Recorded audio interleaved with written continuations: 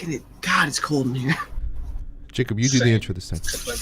No. Tommy, you do the intro. No, you already did the intro. God. Jacob, you do the intro.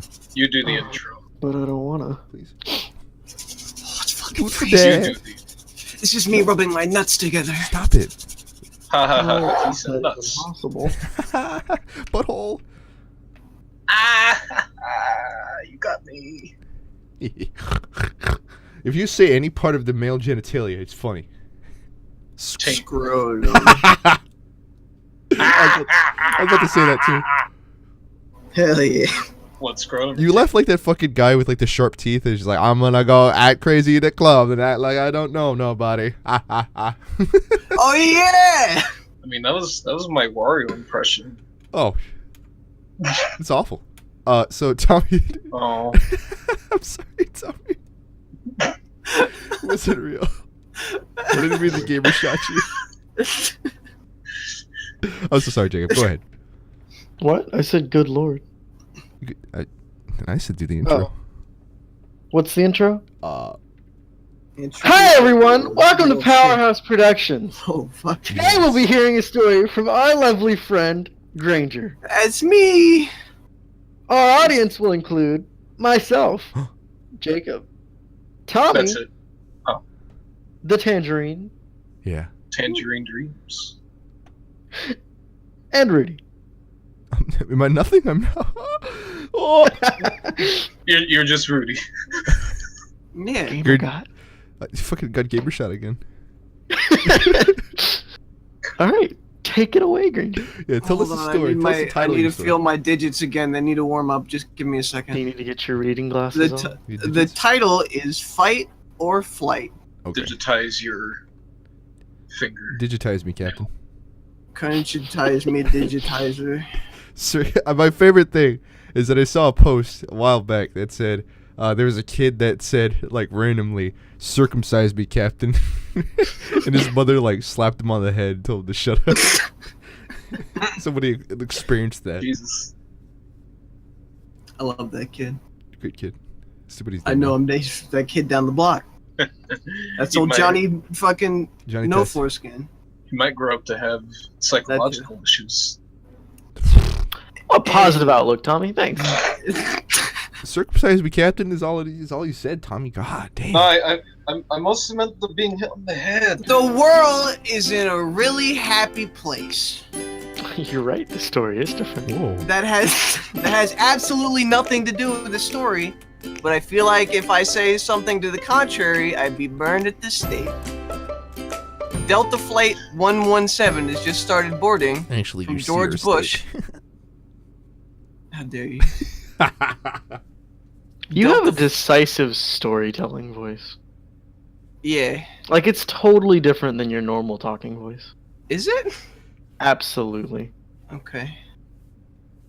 Delta Flight 117 has just started boarding from George Bush in Houston, Texas to Richmond International in Richmond, Virginia. The time is 10:15 p.m. The flight is expected to be 12 hours travel overnight with no stops. Okay, never mind. I expected that to land a lot harder because it's like a fucking 4-hour flight, but that's fine. I don't know shit about planes, dude. That's I fine. think I know how to tell time. You're trying to make The it planes- simple. The plane's arrival has just been announced, and all the passengers have begun the boarding process. You are among them. An average-looking young man with average clothing and an average face. Most would call you average. Ouch. Wait, who's You're you? very anxious. Alright. Oh. You, the protagonist, you. Wait, what? Very anxious? Okay. yeah. I'm not anxious. I'm depressed. Big difference. You're very anxious, Okay. as this is the first time you've ever flown by yourself. Okay, fair enough. And you're even more anxious to get home to Virginia to see your nondescript family again at your normal, everyday home in a location that is ambiguous enough to relate to. As you wait your turn in line to board, you hear a voice ring out through the mumblings of the passengers behind you. If I don't fucking get some fucking chicken in the next 5 minutes, I'm gonna goddamn murder someone until they fucking die. Someone says, with the temperament of an angry squirrel greatly suffering from ADHD. Angry. Okay. You feel a small hand brush by your calf and push you aside, followed by the tug of a leash and several more people coming up behind you. A small child, no older than 4.5 years old, cuts in front of you, then turns around and shouts, "Will you bully me?" before proceeding to cut the rest of the passengers in line to get to the front. Holding the leash attached at his neck, you see a tall young man wearing a Hawaiian shirt, jean shorts, and Dr. Scholl's specially designed sneakers for arch support pass you by. As he passes, he says, "I'm sorry, my son gets like this sometimes when he hasn't eaten for 5 minutes. You'll have to forgive me." Following him are 3 more men. Also, Rudy, this is not you at all, but you have a southern accent now, just... I mean... Just FYI, it goes for the dad character, I guess. But forgive my I wrote shit. this. I wrote this so you'd have a southern accent. Oh, okay.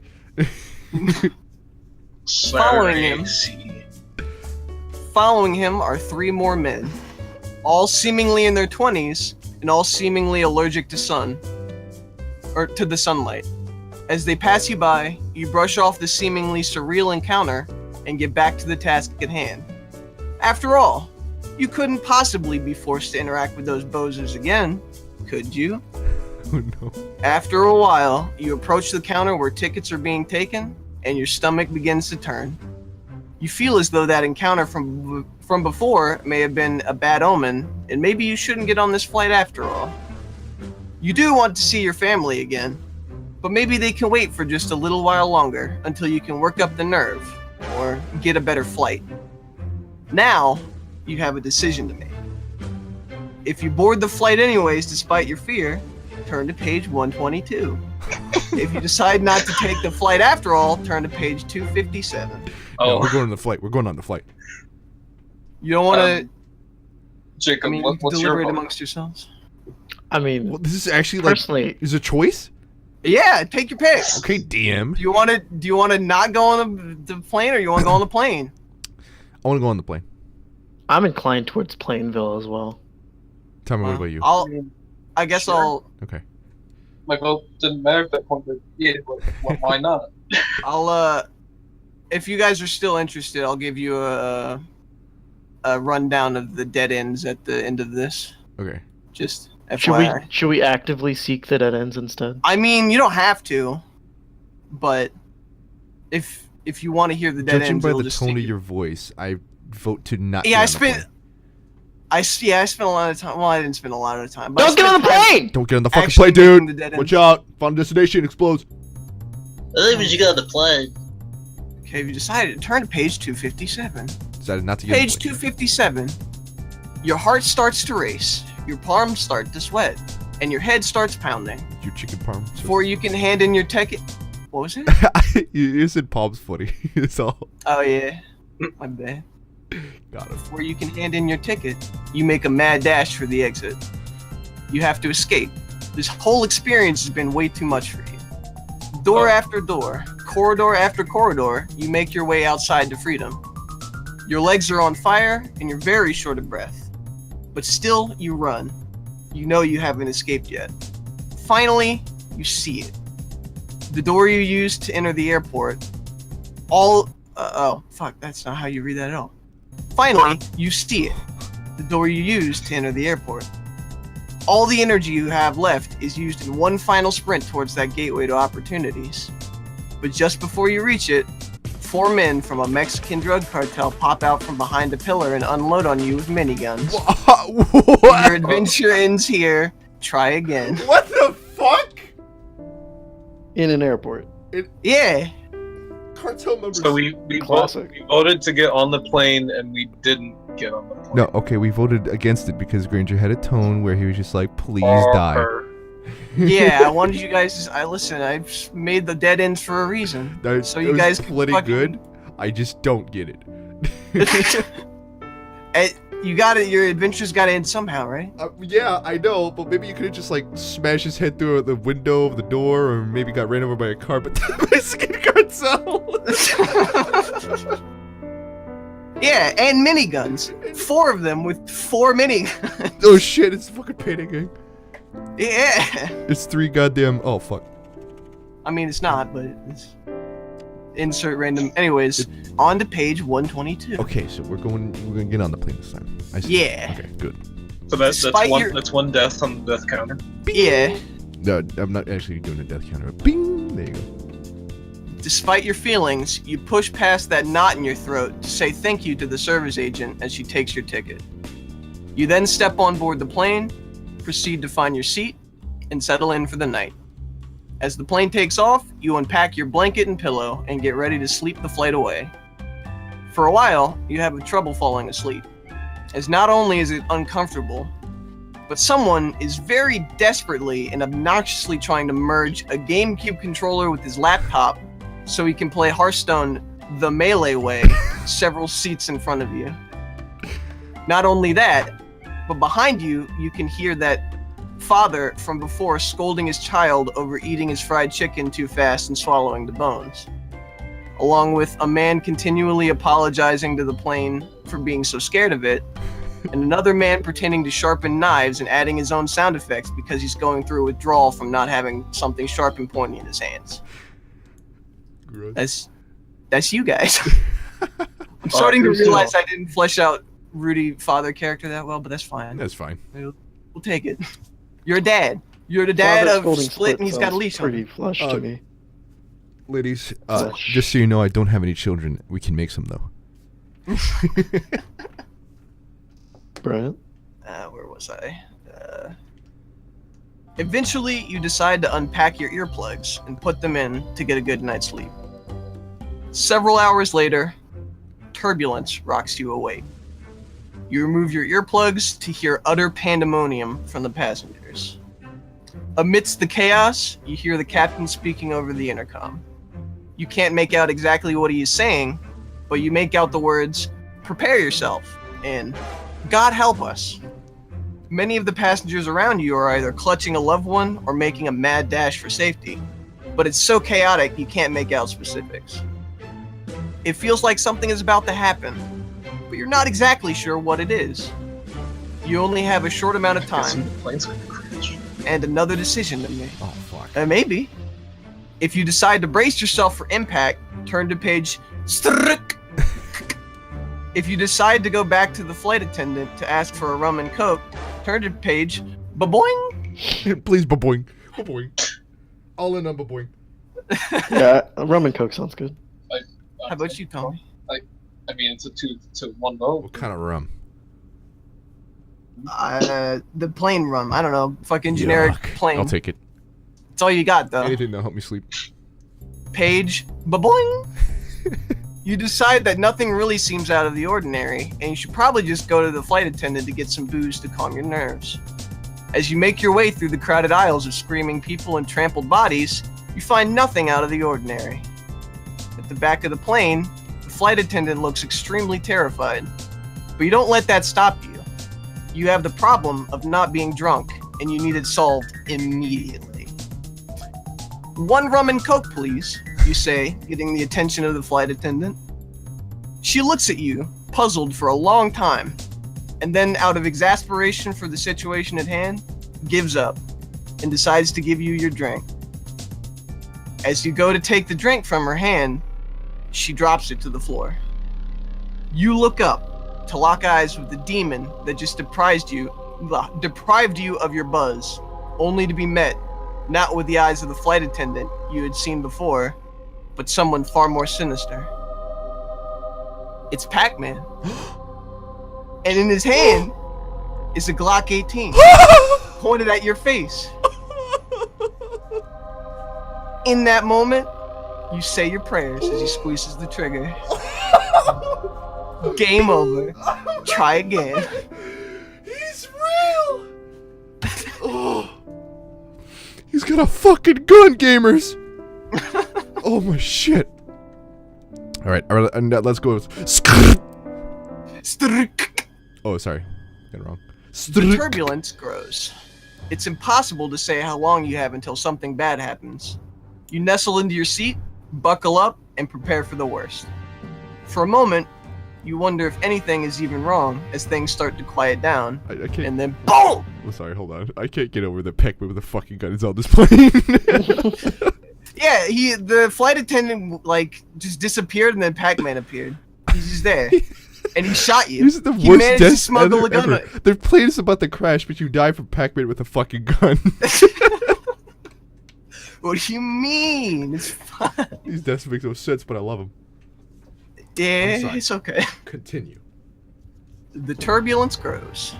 Actually, I already read that bit. Boom! You awaken to the feeling of extreme cold. You look around and see nothing but bodies around you. You look forward and see the front half of the plane is buried in snow. Presumably with the flight crew and that half of the passengers. You unbuckle your seatbelt and then fall into the seat in front of you. You now realize the plane is tilted forward considerably, probably due to the crash you blacked out at. You look up at the back of the plane and see an emergency exit flung open, and an orange glow, possibly from a flare or even a campfire. Someone made it out alive at least. You're not totally alone. You make your way up to the door and out the exit into the blistering cold. Outside, you see several people huddled around a campfire under one of the wings. As you approach, your heart sinks. Miraculously, the only people alive are the group from before. The father from before notices you and beckons you over to the fire. "Greetings, fellow gamer. My name's Rudy," said the man. "That guy there with the D20 in his hand trying to sharpen it into a knife is my brother Jacob. I've already met my son Norman. That guy over there trying to chop down a tree to split it into part firewood and part GameCube is Granger. That guy over there screaming to the heavens how he was always right about them damn planes is Tommy. There's only a few things in this world I hold dear to my heart. Guns, America, barbecue, not having to deal with my son, and exposition. Shame I only have one of those things right now. Anyways, you caught us in the middle of determining how in the Sam Hill cotton-picking, yellow-bellied fuck we got into this situation.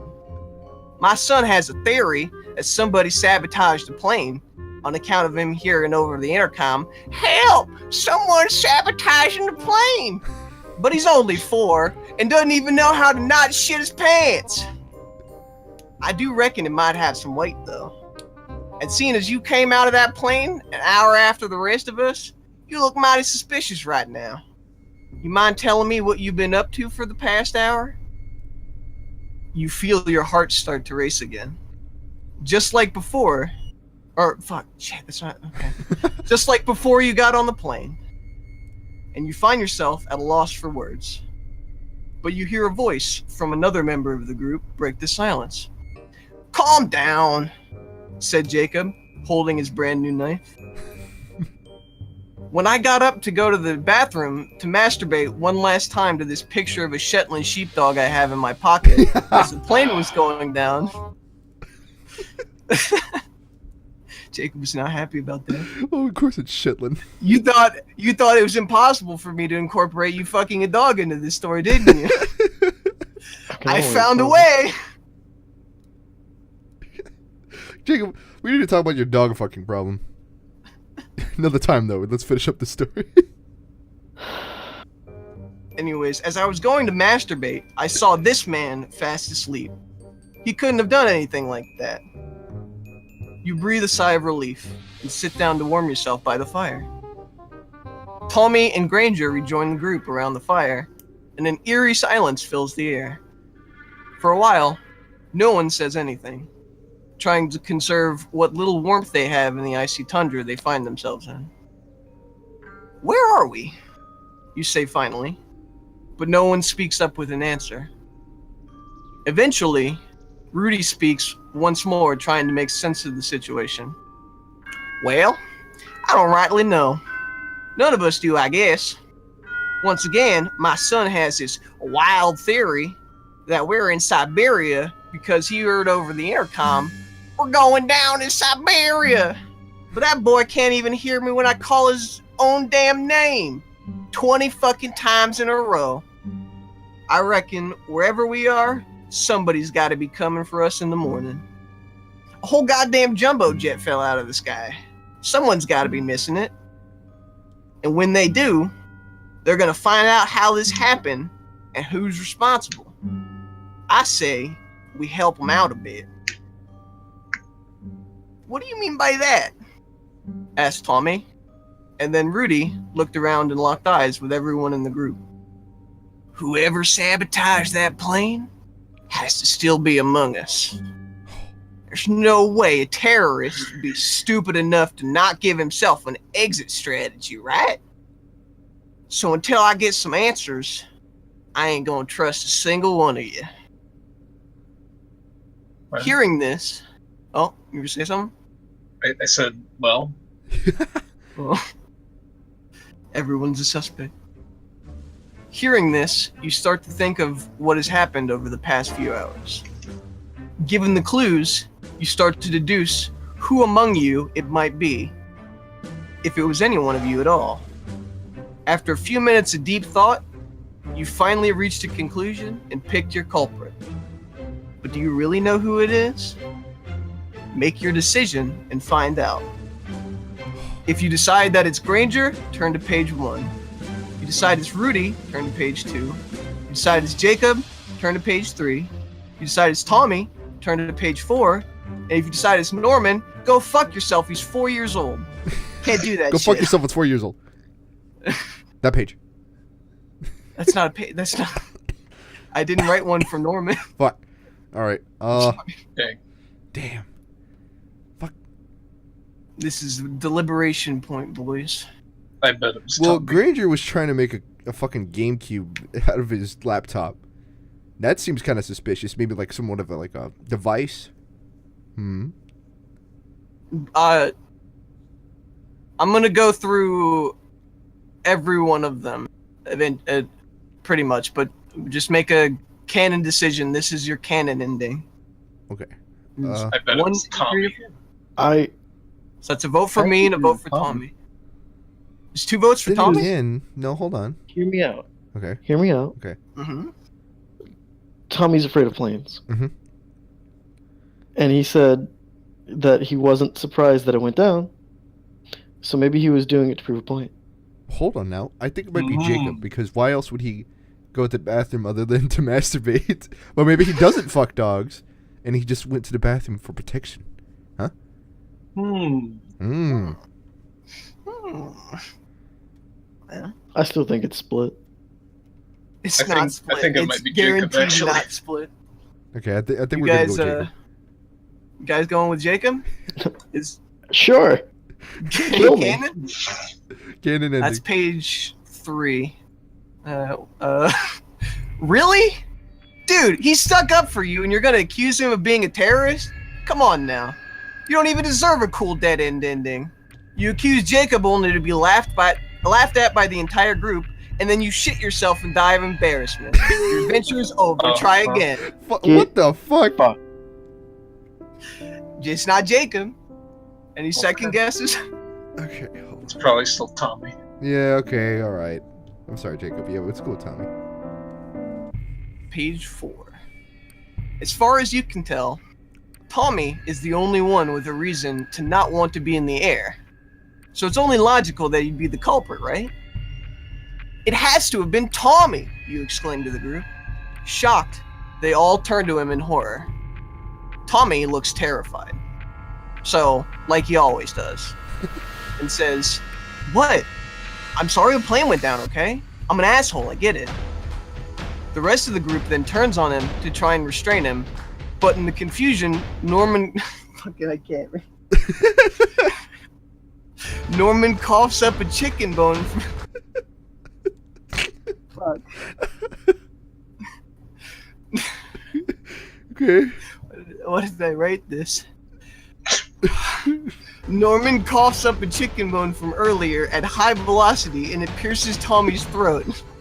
He starts to gargle his own blood and suffocates in minutes. Oh, okay then. After that, Guard/campfire duty is assigned, and everyone goes to sleep. Oh, okay. Just leave his dead body right there to rot. Well, he was the culprit. Yeah. No sympathy. In the morning, the Russian military comes to rescue you, and an official investigation is launched to find out the happenings on the plane. Turns out, Tommy was completely innocent. You just accused him so convincingly, he decided to fess up to a crime he didn't commit. That sounds like Tommy. Yep. The Russian police then decided to convict you for the responsibility of Tommy's death, even though you're pretty sure it had something to do with that crazy child on a leash. You spend the next 4 years in a Russian gulag until you're sentenced to the electric chair. Your adventure ends here. Try again. Fuck. It wasn't Tommy. I'm actually surprised. I think So it's between me and Rudy. Okay, you know what? I think I'm a little too okay with whatever happened, and why would I bring up that somebody sabotaged the plane if I didn't sabotage it? That's a good point. What do you guys think? Sure. Any other Sure. deliberation? No, let's go for Rudy. Hold on, is it page 2? See, that's something I would do. I'm just like, somebody shat their pants, and I'm the one I love Rudy's ending. Okay, let's see it. You finally figured it out. He's been shifty the whole time. He's been casting blame on everyone else. And he gave out a fake cover story of loving America just to gain your trust. It has to be Rudy, without a doubt. You exclaim it at the top of your lungs. The group's eyes lock on him, and then he turns bright red. But it's not the bright red of embarrassment. Rudy is angry. He's mad that you'd even dare accuse a red-blooded American such as him of doing something as vile as being a terrorist. But before he can say anything, you hear something behind you crawling out from beneath the snow. It's Pac-Man. And suddenly your mind is filled with a Final Destination-like flashback of the previous dead end. You realize now that you can never really escape death, only delay the inevitable. Pac-Man takes out his Glock 18 and pulls the trigger. Bing! Game over again. Wait! Try again. Damn it, I was right the first time! No, you weren't. It was Pac-Man. Oh shit, it was Pac-Man. He sabotaged the fucking plane, dude. With a fucking gun. There's only one person left. Pac-Man. Let's hear the Pac-Man ending. Pac-Man, please. There's not a Pac-Man ending. I'm sorry. I mean, I guess that was kind of the Pac-Man ending, I but suppose that's true. yeah. Alright, lay it on us, killer. It all makes sense now. He seems the most ill-tempered and erratic out of the whole group. He's the loner type. He killed all those orphans like 2 or 3 stories ago. And most damning of all, he was the only person to survive seated at the front of the plane. You knew now, without a doubt, it was Granger. You just had to come up with a plan to alert the others without incurring his wrath. I have to take a leak, you say. Who's coming with me? I'll go, said Granger. I'd rather someone else. Frankly, you scare me. Not because you're intimidating in the slightest, but because anyone that enthusiastic to watch me piss is up to something. Anyone else? That was good. Rudy is the next to volunteer.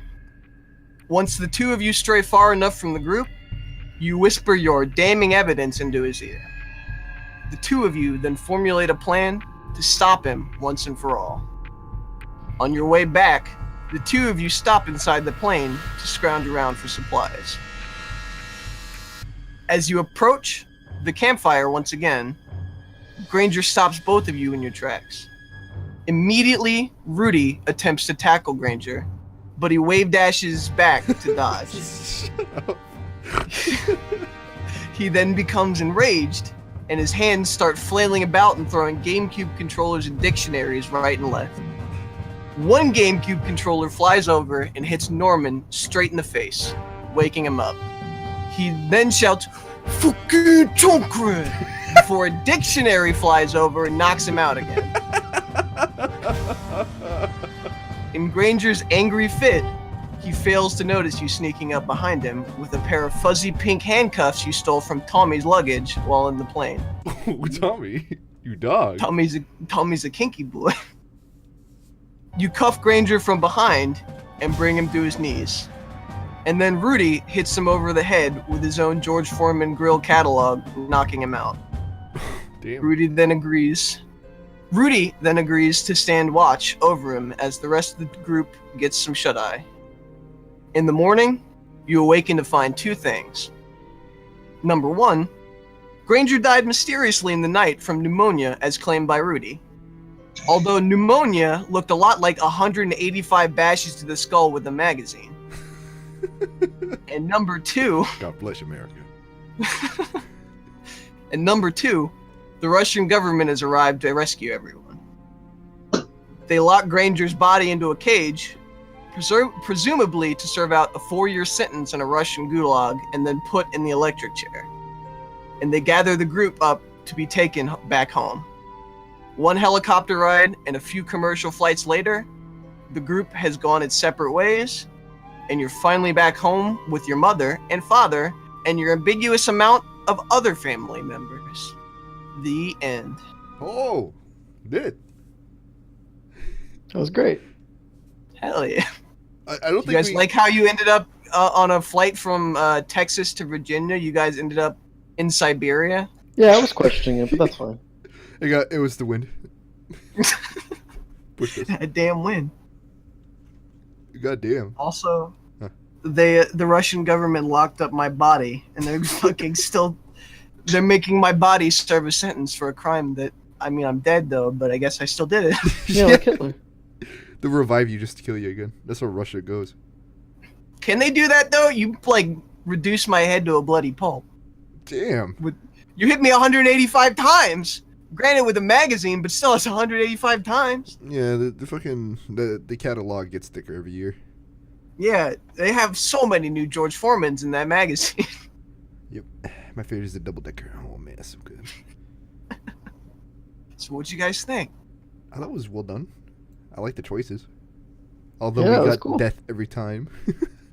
Yeah, there's one right way. We did like a 0% completion. We got an F. I mean, I'm happy about it. If this was one of those fucking waifu simulator games, we'd have no titty pics right now. And that would make me very sad. It's that Gary's Mod thing where we didn't even get the boobs room. Oh yeah, no, we did. We got the boobs room.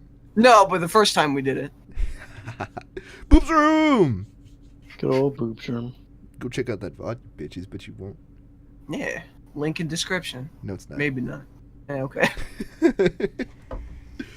Type in ZBTV, world's greatest internet series, hit enter, and then look behind you, because there he is with a fucking gun.